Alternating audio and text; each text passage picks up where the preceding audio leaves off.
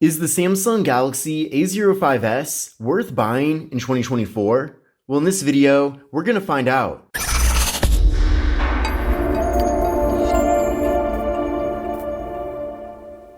What's going on, everyone? This is Kevin here, and this is the Samsung Galaxy A05s in 2024.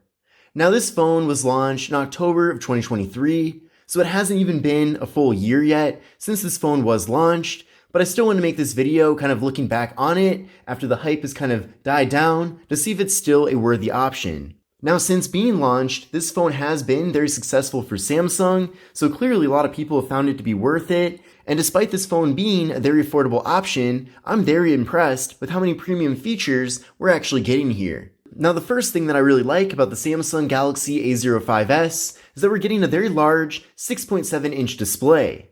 So this display is excellent if you want to watch video content, for example, or read an ebook, because you're getting a really large canvas here to view that content. But in addition to that, the display is PLS IPS LCD, and it features a 90 Hz refresh rate, so things run really smoothly here. The 90 Hz refresh rate is certainly a nice premium touch to have, and does make this phone feel a lot more expensive than it even is. But colors are excellent. The display is 1080p as well, so everything's super crisp and clear. And also, for a budget phone, this display is really bright. So it might be one of the best looking displays I've seen from a phone in this segment. There really aren't too many other ways that it can be better than it already is. Now we're getting a PPI of 393, we're getting a 20:9 aspect ratio, so a more narrow but taller form factor, and we're getting an 82.9% screen to body ratio. So pretty small bezels all throughout, with a slightly thicker bottom bezel. Now up top here, we do have a water drop notch for the front-facing camera. I do wish we had a hole punch instead, but at least the front camera is 13 megapixels, and it's actually really good. Now internally, with this device, we're getting 128 gigabytes of storage, along with microSD card expansion. So 128 gigs is really a lot for a low-end phone like this one, so that will really get you very far. But if you do want to offload photos and videos, for example, to free up some internal space, you can always put those on the SD card. So that's really where the SD card expansion comes in handy. Now there's no wireless charging with the Galaxy A05s, but we do have a fingerprint sensor located on the power button. And it is very fast and accurate, so let's give that a try. So you can see, very quick there. We'll try it one more time, and that works really well. So I'm definitely a big fan of the fingerprint sensor, but to make things even better, this phone also supports face unlock. So I do appreciate that we have multiple methods here for getting into the device. Now on the back of the phone, we are getting a triple camera setup. So we're getting a 50 megapixel main camera, a 2 megapixel depth sensing camera for portrait mode, and a 2 megapixel macro camera for close-up images. And we are getting portrait mode with both the rear and front cameras on this device. Now if you're looking for a quick and easy way to access the camera app here in the phone, all you have to do is just double press on the power button, and then it pulls up the camera. Then from here, you can see here's how things look in the standard photo mode. Now keep in mind though that even though this device does have a 50 megapixel main camera, if you want to capture images in that full 50 megapixels, you actually have to go up here and select that. So you go to 3x4 50 megapixels, and then from there, you can capture the images in 50 megapixels.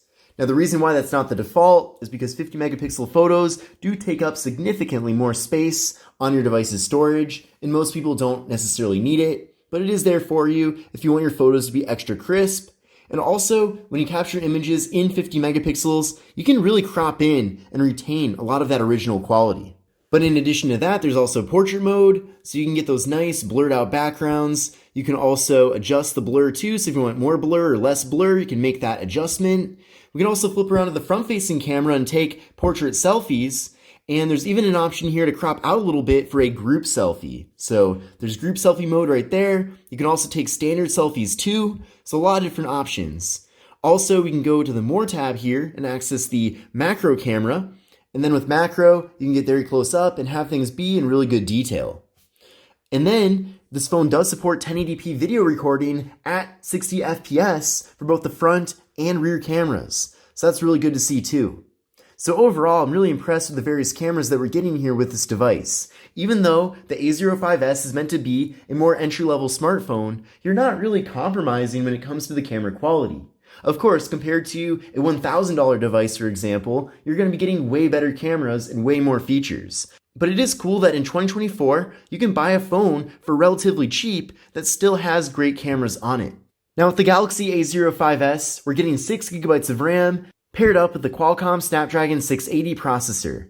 Now, unfortunately, this phone is limited to just 4G LTE, so there's no 5G support. That is a limitation of that processor, so it would have been nice, definitely, if the phone did support 5G, considering that 5G is already kind of the standard and certainly the future, but at least in 2024, 4G LTE still does work really well. So I think for most people, they won't necessarily mind not having 5G support, but if you are looking for a phone with 5G support, just know that you're not getting that here. Now, I did run a benchmark test using Geekbench 6, and here are the scores that I got from that test.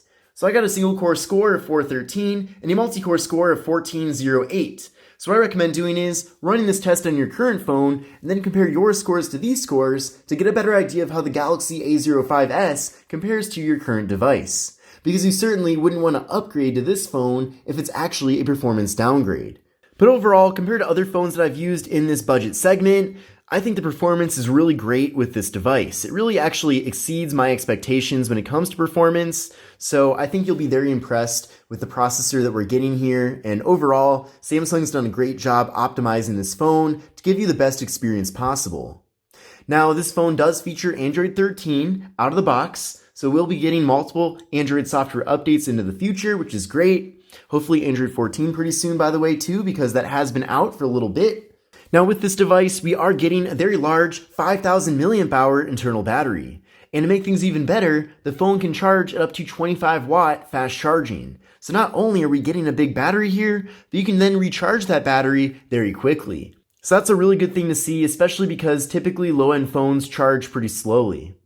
Now, unfortunately, with the Galaxy A05s, there is no NFC, so if you do want to use your device for tap and pay, using services such as Samsung Pay, for example, you cannot do that here, so that is a bit unfortunate. But taking a closer look at the actual hardware that we're getting with the A05s, this phone is made completely of plastic, besides the display, which is made of glass, but despite being made of plastic, it actually does feel of really high quality. So it certainly doesn't feel cheap at all, that's for sure. And I really like this matte finish on the back that kind of has like a cool wavy look to it. I think it looks really good and I'm really a big fan of this. So I think Samsung did a great job with the materials and build quality, especially since this phone is sold at a very low price.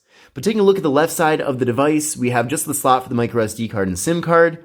On the right side, we have volume up, volume down, and the power button, which doubles as the fingerprint sensor.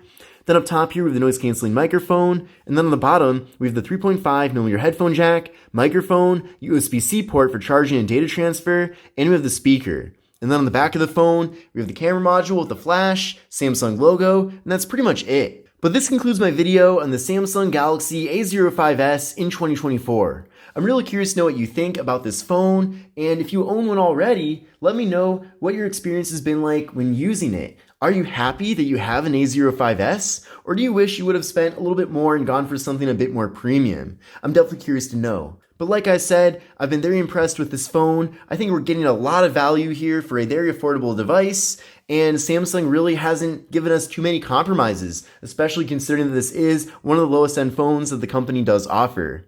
But thanks again for watching the video. This is Kevin here, and I'll see you in the next one. Take care and have a great rest of your day.